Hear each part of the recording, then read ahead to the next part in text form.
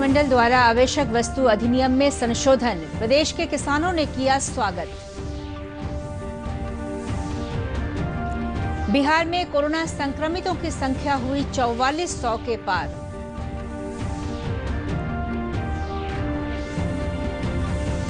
बिहार विधानसभा चुनाव को लेकर चुनाव आयोग जल्द ही सर्वदलीय बैठक बुलाने पर कर रहा है विचार।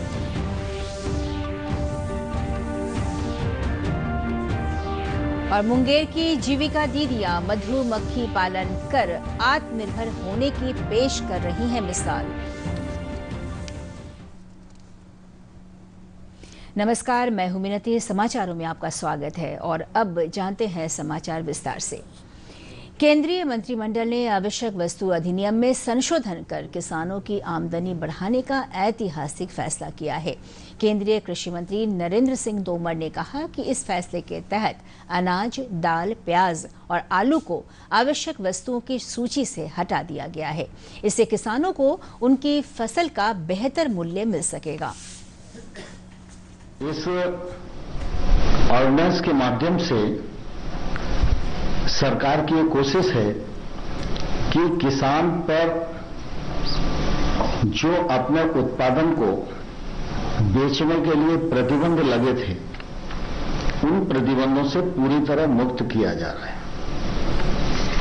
मंडियां रहेंगी, राज्य का एपीएमसी एक्ट रहेगा, लेकिन एपीएमसी की परिधि के बाहर जो सारा क्षेत्र है, चाहे वो किसान का घर ही क्यों ना हो, उस घर में जाकर भी कोई कंपनी, संस्था, processing industry, FPO, cooperative sector के समूह, कोई भी जाकर उसको उत्पादन का उचित मूल्य देकर वहां से माल खरीदेगा। केंद्रीय मंत्रिमंडल द्वारा आवश्यक वस्तु अधिनियम में संशोधन कर किसानों की आमदनी बढ़ाने के ऐतिहासिक फैसले का नालंदा और नवादा जिले के किसानों ने स्वागत करते हुए इस पर खुशी जाहिर की है। जो योजना में आए हैं कि अपना उपजाया हुआ चीज़ हम कहीं भी बेच सकते हैं, उसका उचित मूल्यांकन हमको मिलेगा। इससे हमको बहुत हर्ष है, बहुत खुशी। मेरा नाम सुजीत कुमार है, मैं एक किसान हूँ और मागड़ा का रहने वाला हूँ और इससे बहुत खुशी हुई कि प्रधानमंत्री ने जो योजना बनाई है वो बहुत अच्छा है। किसान कहीं भी अपना सामान बेच सकता है, किसी भी। हम बाजितपुर, हम छोटा मोटा किसान हैं। दलहन और तिलहन सब उपजाने वाले किसान हैं। आलू और प्याज सब उपजाने वाले किसान हैं हम, और रखने का कोई साधन नहीं है। इसलिए मोदी जी जो प्रस्ताव पारित किए हैं, बहुत बहुत उनके बहुत धन्यवाद। मैं ग्राम बाजितपुर का रहने वाला हूं और मेरे ज़िले का नाम नवादा है। पहले ऐसा मैं देखता था और ऐसा यानी एज ए किसान मैं फील करता हूं कि जो लोग पहले घर में अनाज रखा करते थे, जैसे दलहन हो गया, तिलहन हो गया और भी जो फसलें होता था, तो एक छापामारी का डर जो है उनके मन में हमेशा बना रहता था। लेकिन जो मोदी जी के द्वारा ये कानून कल पारित किया गया, तो उसे एज ए सपोर्ट, मतलब एज ए एक कह सकते हैं कि बहुत ही अच्छा कानून है। इसलिए मैं मोदी जी को बहुत बहुत धन्यवाद देना चाहता हूँ। बिहार में कोरोना मरीजों की संख्या 4422 हो गई है। राज्य के स्वास्थ्य सचिव लोकेश कुमार ने वीडियो कॉन्फ्रेंसिंग के माध्यम से बताया कि अब तक 2179 कोरोना मरीज ठीक हुए हैं, जबकि इस बीमारी से अभी तक 28 मौतें हुई हैं। पिछले 24 घंटों के दौरान नवादा, बेगूसराय और शिवहर में एक एक व्यक्ति की कोरोना से मौत हो गई। स्वास्थ्य सचिव ने बताया कि ये सभी अधिक उम्र के थे और पहले से ही बीमार थे। नवादा जिला से संबंधित जो शिवहर और बेगूसराय जिला से संबंधित मामला है, वो है आज की तिथि में मृत्यु हुई है। और ये दोनों मामलों में जो संबंधित व्यक्ति हैं वो अन्य गंभीर बीमारियों से भी ग्रस्त थे और उनकी अवस्था भी, उम्र भी ज्यादा थी। सूचना एवं जनसंपर्क विभाग के सचिव अनुपम कुमार ने वीडियो कॉन्फ्रेंसिंग के माध्यम से बताया कि मुख्यमंत्री के दिशा निर्देशों पर लोगों को रोजगार मुहैया कराया जा रहा है। उन्होंने कहा कि अब तक 4,76,000 मानव दिवस सृजित किए जा चुके हैं, जबकि फसल क्षति मुआवजे और अनुदान के रूप में 416 करोड़ से अधिक की धनराशि किसानों में वितरित की जा चुकी है। उसके लिए 730 करोड़ रुपए निर्गत किए गए। उसमें से अभी तक 416.84 करोड़ रुपए का वितरण हो चुका है और किसानों की संख्या जो इस राशि में इन्वॉल्व है उनकी संख्या है 12,34,000। बिहार विधानसभा चुनाव को लेकर चुनाव आयोग जल्द ही सर्वदलीय बैठक बुलाने पर विचार कर रहा है। प्रदेश के मुख्य निर्वाचन अधिकारी HR श्रीनिवासन ने बताया कि सर्वदलीय बैठक में आयोग सभी दलों से चुनाव को लेकर फीडबैक प्राप्त करेगा। उन्होंने कहा कि अगर कोरोना संक्रमण को देखते हुए डिजिटल रैली होती है तो भी उस पर होने वाले खर्च का ब्यौरा राजनीतिक दलों को देना होगा। दिशा निर्देश जारी करेगा जिसका अनुपालन हम सब लोग को करना है और पॉलिटिकल पार्टीज को भी करना है, कैंडिडेट्स को भी करना है। अभी क्योंकि समय है, अभी 4.5 महीना 5 महीने का समय है, तो निश्चित रूप से जो भी प्रोटोकॉल्स है, सेफ्टी प्रोटोकॉल्स कोविड के लिए, उसका अनुपालन सभी लोगों को करना होगा, तो उन लोगों को भी करना होगा और उन लोगों को करना सुनिश्चित करना डिस्ट्रिक्ट एडमिनिस्ट्रेशन का काम है, ये सब करेगा। उद्योग मंत्री श्याम रजक ने कहा है कि अनुसूचित जाति जनजाति की विभिन्न मांगों को लेकर वे जल्द ही राज्यपाल और मुख्यमंत्री को ज्ञापन सौंपेंगे। बिहार विधानमंडल अनुसूचित जाति जनजाति आरक्षण बचाओ संघर्ष मोर्चा की पटना में हुई चौथी बैठक के बाद श्री रजक ने संवाददाताओं से बातचीत करते हुए कहा कि उनकी मांगों में SC/ST को निजी क्षेत्रों में आरक्षण देना और बैकलॉग को जल्द भरना शामिल है। स्तर पर सभी विधायकों से हम लोगों ने पत्र लिखा है और जुलाई के या जून के या जुलाई के स्तर पर एक बड़ी बैठक पूरे देश के विधायकों के साथ दिल्ली में हम लोग करने का काम करेंगे। राष्ट्रीय जनता दल के वरिष्ठ नेता रघुवंश प्रसाद सिंह ने आरोप लगाया है कि बिना किसी पूर्व तैयारी के देश में लॉकडाउन कर दिया गया। आज पटना में संवाददाताओं से बातचीत करते हुए श्री सिंह ने कहा कि लॉकडाउन की वजह से गरीबों की हालत काफी दयनीय हो गई है। काफी संख्या में लोग बेरोजगार भी हो गए हैं। उन्होंने मुख्यमंत्री पर प्रवासियों को रोजगार देने का झूठा वायदा करने का आरोप लगाया।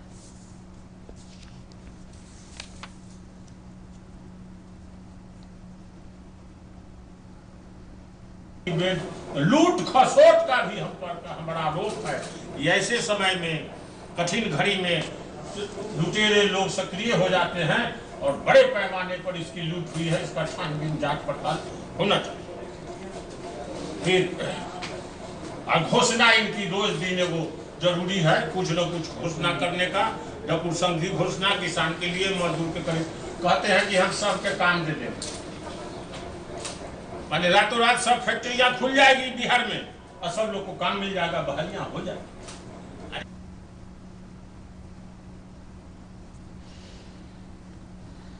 लॉकडाउन के कारण बहुत सारे ग्रामीण परिवारों की आजीविका पर असर पड़ा है। इस दौरान जीविका स्वयं सहायता समूहों ने आर्थिक आत्मनिर्भरता की ओर मजबूती के साथ कदम उठाया है। मुंगेर में जीविका दीदियां मधुमक्खी पालन के जरिए आर्थिक आत्मनिर्भरता का नया इतिहास लिख रही हैं। पेश है एक रिपोर्ट।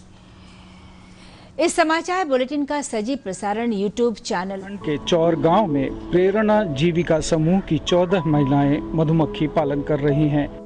ये बताती हैं कि ये लोग प्रतिमाह 200 किलो शहद बाजार में बेचती हैं। इससे इन्हें काफ़ी फायदा पहुंच रहा है।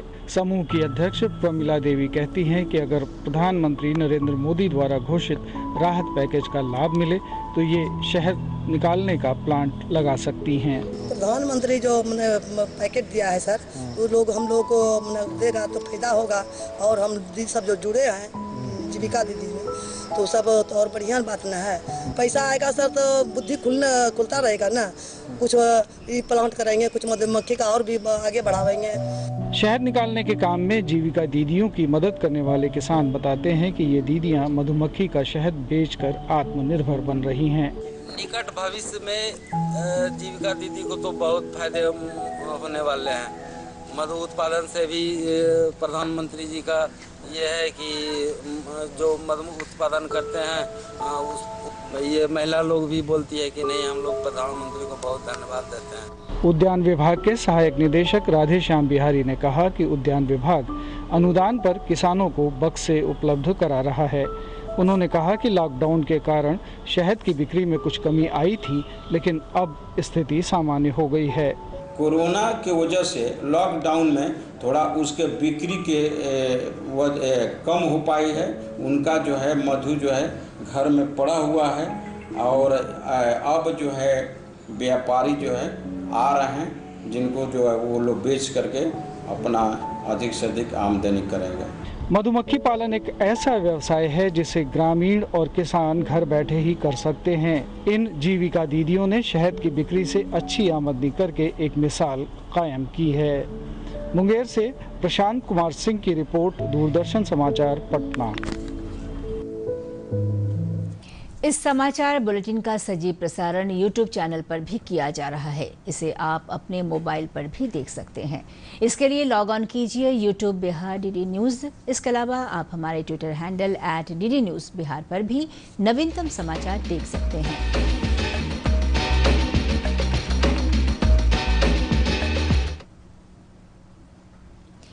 लॉकडाउन के दौरान अनेक लोगों के रोजगार चले गए, वहीं अनेक लोगों के व्यवसाय पर भी असर पड़ा। केंद्र और राज्य सरकार लोगों को उनके कौशल के अनुसार रोजगार देने का प्रयास कर रही है। राज्य के ग्रामीण क्षेत्रों में अनेक ऐसी संस्थाएं हैं जिन्हें अगर मदद दी जाए तो उनमें अतिरिक्त रोजगार देने की क्षमता पैदा की जा सकती है। पेश है नवादा से ये रिपोर्ट। गाँव में समूह में आप जुड़ सकते हैं, कुछ सीखने का भी अगर हो तो इसका भी व्यवस्था हुई है। सब लोग नहीं सीखे होंगे, जो नहीं सीखे बहुत तरह का काम है, सिर्फ सिलाई ही नहीं। जैसे कि किट हम लोग को दिया जा रहा है, किट में सारा कुछ दिया जा रहा है सर। क्वारंटीन सेंटर में रह रहे लोगों को आत्मनिर्भर बनाने के प्रयास शुरू कर दिए गए हैं। इसके तहत गया जिले के बाराचट्टी प्रखंड स्थित कस्तूरबा गांधी बालिका विद्यालय में बने क्वारंटीन सेंटर में महिलाओं को मशरूम की खेती का प्रशिक्षण दिया जा रहा है। क्वारंटीन सेंटर की पूजा कुमारी और कंचन अनिल मौर्य ने बताया कि प्रशिक्षण के दौरान उन्हें हर प्रकार की सुविधाएं प्राप्त हो रही हैं। उन्होंने कहा कि अगर अपने घर में ही काम मिल जाए तो रोजी रोटी के लिए उन्हें दूसरे राज्यों में जाने की जरूरत नहीं होगी। जैसे कि किट हम लोग को दिया जा रहा है, किट में सारा कुछ दिया जा रहा है सर। नहाने से लेकर मतलब पहनने तक का खाना पीना सारा कुछ अवेलेबल है सर। यहाँ मशरूम का है सर। मशरूम बता रहे हैं कि कैसे उपजाया जाता है, कैसे किया जाता है। तो हम लोगों ने बोले जैसे सर हम लोग को जब यही सुविधा मिल जा रहा है तो हम लोग क्यों बाहर जाएंगे। मशरूम का जैसे सब लोग ट्रेनिंग दे रहे हैं, बता रहे हैं, तो अगर उसमें हम लोग सक्सेस हो जाएंगे। नहीं तो ऐसे सिलाई विलाई सब आता है तो उसमें भी कुछ मिलेगा सुविधा, जैसे सब लोग बोल रहे हैं, तो हम लोग को हेल्प मिलेगा तो हम लोग उसमें भी करके हम लोग डेवलप कर सकते हैं। प्रखंड विकास पदाधिकारी पंकज कुमार ने बताया कि महिलाओं को जीविका से जोड़ने का भी प्रयास किया जा रहा है। जो हमारे विशेषज्ञ हैं जैसे मशरूम के हैं तो उनके द्वारा हम लोग ट्रेनिंग करवा रहे हैं सभी जगह पे, या फिर एग्रीकल्चर से जुड़े हुए लोग हमारे कर्मी हैं, एग्रीकल्चर कृषि से हैं, उनके द्वारा प्रशिक्षण दिया जा रहा है। और महिलाओं को हम लोग कोशिश करने के अधिक से अधिक महिलाएं जीविका से जुड़े हैं। और अभी हम लोग एक क्वारंटीन सेंटर पर जहाँ पे हम लोग खड़े हैं, यहाँ पे जीविका का टीम भी आई हुई है और हम लोग प्रशिक्षण दे रहे हैं लोग। और अंत में बुलेटिन के मुख्य समाचार एक बार फिर।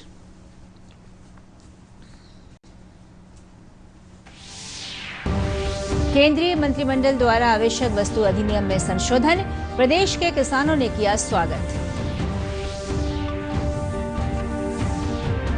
बिहार में कोरोना संक्रमितों की संख्या हुई 4400 के पार।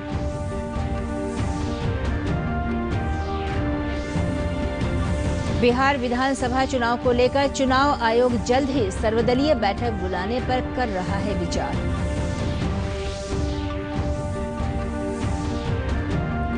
और मुंगेर की जीविका दीदियां मधुमक्खी पालन कर आत्मनिर्भर होने की पेश कर रही है मिसाल।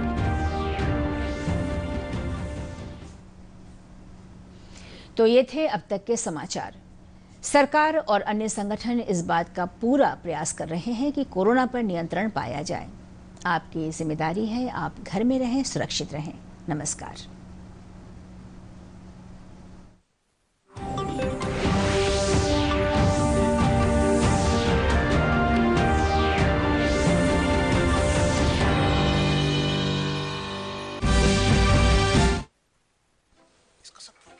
कल उसके बैंक अकाउंट में 15,000 रुपए का फ्रॉड हुआ है, पता है? इसको तो कोई टेंशन ही नहीं होती है। देखना। टेंशन क्यों? मेरी कोई गलती नहीं थी। फिर भी फ्रॉड होने पर मैंने तुरंत बैंक को इन्फॉर्म कर दिया। आरबीआई कहता है अगर आपके अकाउंट से किसी ने धोखे से पैसे निकाले हैं तो बैंक को जल्द से जल्द इन्फॉर्म कीजिए। 3 दिन के अंदर इन्फॉर्म किया तो कोई नुकसान नहीं होगा। जितना लेट करोगे उतना ज्यादा नुकसान। और सुन, सब चलता नहीं है, प्रॉपर चलाना पड़ता है। आरबीआई कहता है जानकार बनिए, सतर्क रहिए। Come on boys, let's go practice. अरे रुक यार, मेरे बैंक अकाउंट में गलत एंट्री का प्रॉब्लम हो गया है। तो बैंक को कंप्लेन करना। बैंक को लिखे 1 महीना हो गया है, बट वो गूगली पे गूगली डाले जा रहा है। तो आरबीआई के बैंकिंग लोकपाल को इन्फॉर्म करो। रुक, मैं समझाता हूँ। जैसे क्रिकेट में 3rd अंपायर, वैसे ही आरबीआई का बैंकिंग ओम्बड्समैन। आरबीआई कहता है अगर बैंक आपकी कंप्लेंट को 1 महीने में नहीं सुलझाता तो आरबीआई के बैंकिंग ओम्बड्समैन में कंप्लेंट करो। ये आरबीआई का आसान तरीका है आपकी कंप्लेंट सुलझाने का, और वो भी फ्री। समझे? आरबीआई कहता है जानकार बनिए, सतर्क रहिए।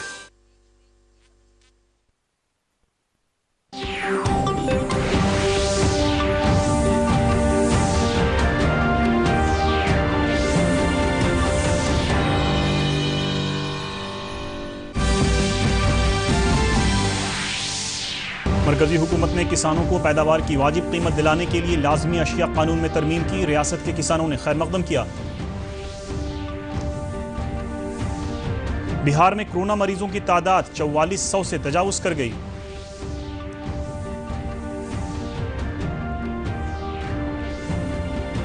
बिहार असेंबली इंतखाब के लिए इलेक्शन कमीशन जल्द ही कुल जमायती मीटिंग तलब करने पर गौर कर रहा है।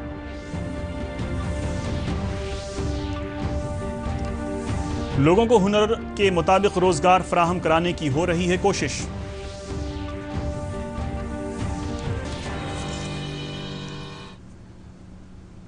आदाब नाज़रीन, मैं हूं आपके साथ सलमान गनी और अब खबरें तफसील से। मरकजी काबीना ने लाजमी अशिया कानून में तरमीम करके किसानों की आमदनी बढ़ाने का तारीखी फैसला किया है। मरकजी वजीर नरेंद्र सिंह तोमर ने कहा है कि इस फैसले के तहत अनाज, दाल, प्याज और आलू को लाजमी अशिया कानून की फहरिस्त से हटा दिया गया है। इस फैसले से किसानों को उनकी फसल की बेहतर कीमत मिल सकेगी। इस ऑर्डिनेंस के माध्यम से सरकार की ये कोशिश है कि किसान पर जो अपने उत्पादन को बेचने के लिए प्रतिबंध लगे थे, उन प्रतिबंधों से पूरी तरह मुक्त किया जा रहा है। मंडियां रहेंगी, राज्य का एपीएमसी एक्ट रहेगा, लेकिन एपीएमसी की परिधि के बाहर जो सारा क्षेत्र है, चाहे वो किसान का घर ही क्यों ना हो, उस घर में जाकर भी कोई कंपनी, संस्था, processing industry, FPO, cooperative sector के समूह, कोई भी जाकर उसको उत्पादन का उचित मूल्य देकर वहां से माल खरीदेगा।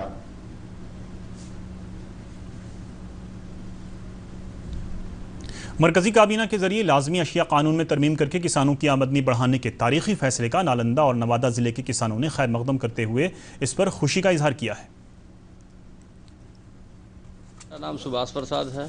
हम बिहार शरीफ आसना के रहने वाले हैं। हम किसान हैं। हम जो अभी प्रधानमंत्री जी जो योजना में लाए हैं कि अपना उपजाया हुआ चीज़ हम कहीं भी बेच सकते हैं, उसका उचित मूल्यांकन हमको मिलेगा। इससे हमको बहुत हर्ष है, बहुत खुशी। मेरा नाम सुजीत कुमार है। मैं एक किसान हूँ और मगड़ा का रहने वाला हूँ, और इससे बहुत खुशी हुई कि प्रधानमंत्री ने जो योजना बनाई है वो बहुत अच्छा है। किसान कहीं भी अपना सामान बेच सकता है, किसी भी। हम बाजितपुर, हम छोटा मोटा किसान हैं। दलहन और तिलहन सब उपजाने वाले किसान हैं। आलू और प्याज सब उपजाने वाले किसान हैं हम, और रखने का कोई साधन नहीं है। इसलिए मोदी जी जो प्रस्ताव पारित किए हैं, बहुत बहुत उनके बहुत धन्यवाद। मैं ग्राम बाजितपुर का रहने वाला हूं और मेरे ज़िले का नाम नवादा है। पहले ऐसा मैं देखता था और ऐसा यानी एज ए किसान मैं फील करता हूँ कि जो लोग पहले घर में अनाज रखा करते थे, जैसे दलहन हो गया, तिलहन हो गया और भी जो फसलें होता था, तो एक छापामारी का डर जो है उनके मन में हमेशा बना रहता था। लेकिन जो मोदी जी के द्वारा ये कानून कल पारित किया गया तो उसे एज ए सपोर्ट मतलब एज ए एक कह सकते हैं कि बहुत ही अच्छा कानून है। इसलिए मैं मोदी जी को बहुत बहुत धन्यवाद देना चाहता हूँ। बिहार में कोरोना मरीजों की तादाद 4,422 हो गई है। रियासत के सेहत के सेक्रेटरी लोकेश कुमार ने वीडियो कॉन्फ्रेंसिंग के तवस्सुत से बताया कि अब तक 2,179 मरीज सेहतयाब हो चुके हैं, जबकि इस बीमारी से अब तक 28 लोगों की मौत हो गई है। गुज़श्ता 24 घंटे के दौरान नवादा, बेगूसराय और शिवहर में एक एक फर्द की कोरोना से मौत हो गई। हेल्थ सेक्रेटरी ने बताया कि ये सभी ज्यादा उम्र के थे और पहले से ही बीमार थे। वो है आज की तिथि में मृत्यु हुई है और दोनों मामलों में जो संबंधित व्यक्ति हैं वो अन्य गंभीर बीमारियों से भी ग्रस्त थे और उनकी अवस्था भी, उम्र भी ज्यादा थी। महकमे इत्तलात और ताल्लुकात आम्मा के सेक्रेटरी अनुपम कुमार ने बताया कि वज़ीर आला नीतीश कुमार की हिदायत पर लोगों को रोजगार फराहम कराया जा रहा है। उन्होंने कहा कि अब तक 4,76,000 अय्याम मेहनत वज़ा किए गए हैं। उन्होंने कहा कि जबकि फसल नुकसान मुआवजे और इमदाद की शक्ल में 416 करोड़ से ज़्यादा की रकम किसानों में तकसीम की जा चुकी है। फरवरी, मार्च और अप्रैल में असमय वर्षापात और ओलावृष्टि के कारण फसल क्षति हुई, उसके लिए 730 करोड़ रुपए निर्गत किए गए। उसमें से अभी तक 416.84 करोड़ रुपए का वितरण हो चुका है और किसानों की संख्या जो इस राशि में इन्वॉल्व है उनकी संख्या है 12,34,000। बिहार असेंबली इंतखाब के लिए इलेक्शन कमीशन जल्द ही कुल जमायती मीटिंग तलब करने पर गौर कर रहा है। रियासत के आला इंतखाबी अफसर HR श्रीनिवासन ने बताया कि कुल जमायती मीटिंग में कमीशन सभी पार्टियों से इंतखाब के सिलसिले में फीडबैक हासिल करेगा। उन्होंने कहा कि अगर कोरोना वायरस को देखते हुए डिजिटल रैली होती है तो भी इस पर होने वाले अखराजात की तफसीलात सियासी पार्टियों को देनी होगी।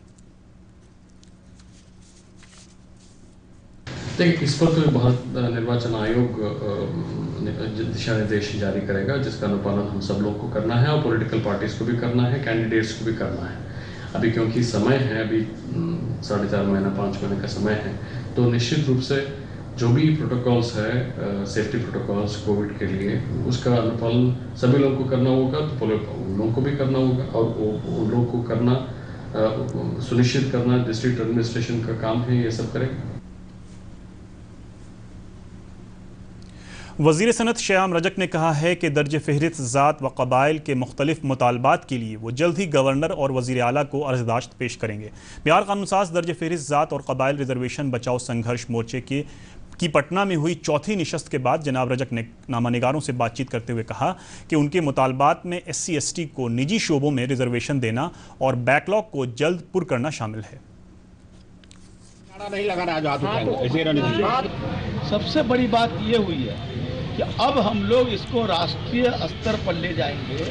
राष्ट्रीय स्तर पर सभी विधायकों से हम लोगों ने पत्र लिखा है और जुलाई के या जून के या जुलाई के स्तर पर एक बड़ी बैठक पूरे देश के विधायकों के साथ दिल्ली में हम लोग करने का काम करेंगे।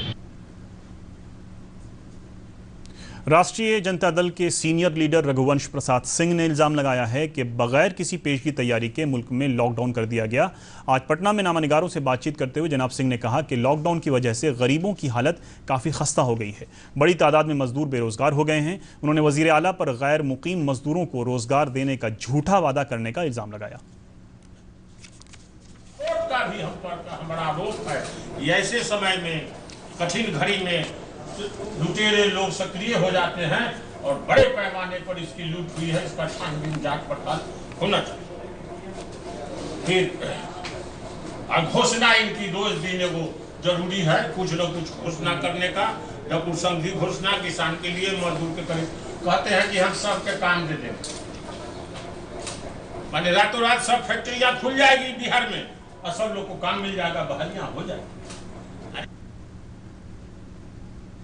हम आपको बता दें कि इन खबरों का लाइव वेबकास्ट यूट्यूब चैनल पर भी किया जा रहा है। इसे आप अपने मोबाइल पर भी देख सकते हैं। इसके लिए लॉग ऑन कीजिए यूट्यूब बिहार DD न्यूज़। इसके अलावा आप हमारे Twitter handle @DD news Bihar पर भी ताज़ा तरीन खबरें देख सकते हैं।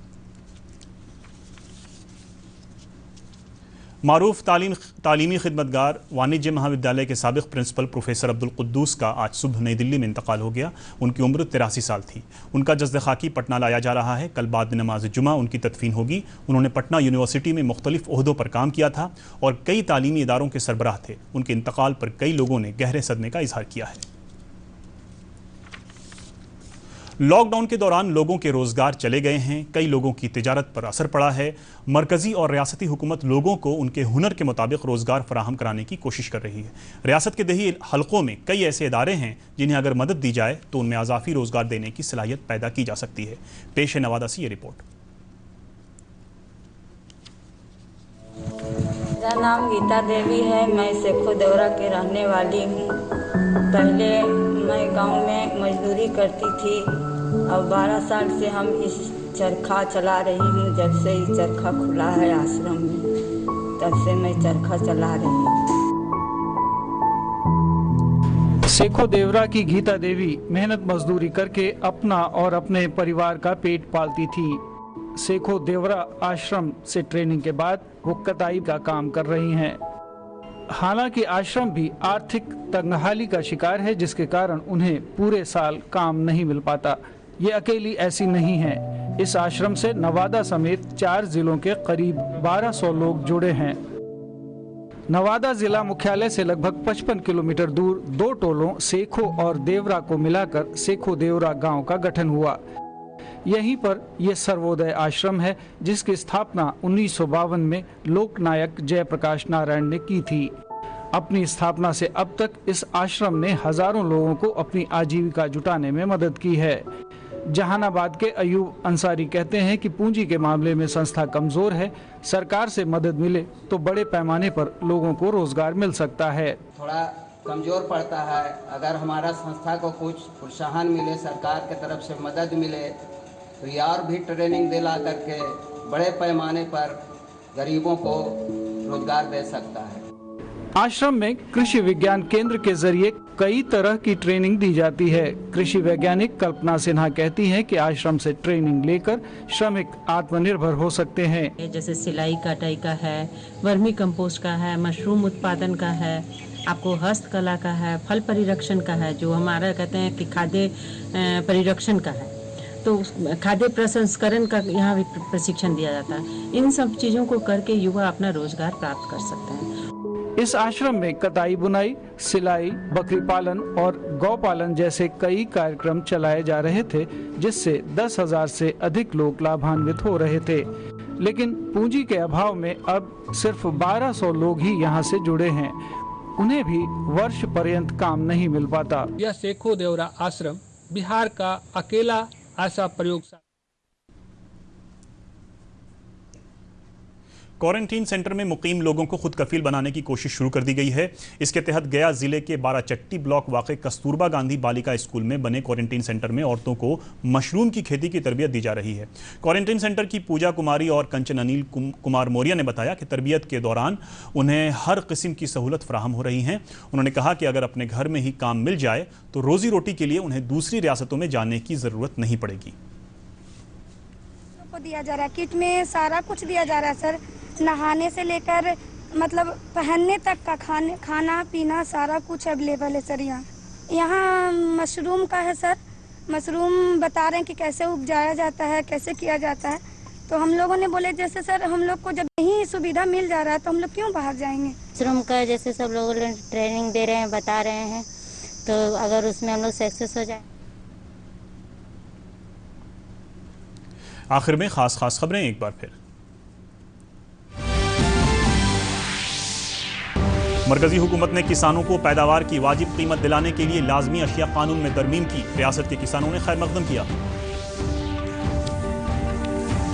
बिहार में कोरोना मरीजों की तादाद 4400 से तजावुज कर गई।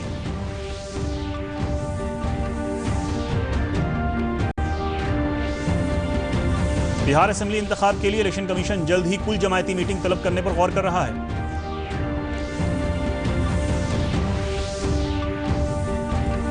और लोगों को हुनर के मुताबिक रोजगार फराहम कराने की हो रही है कोशिश।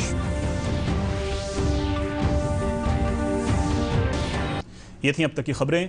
हुकूमत और दीगर इदारे इस बात की पूरी कोशिश कर रहे हैं कि कोरोना पर काबू पाया जाए। आपकी जिम्मेदारी है कि आप घर में रहें, महफूज रहें।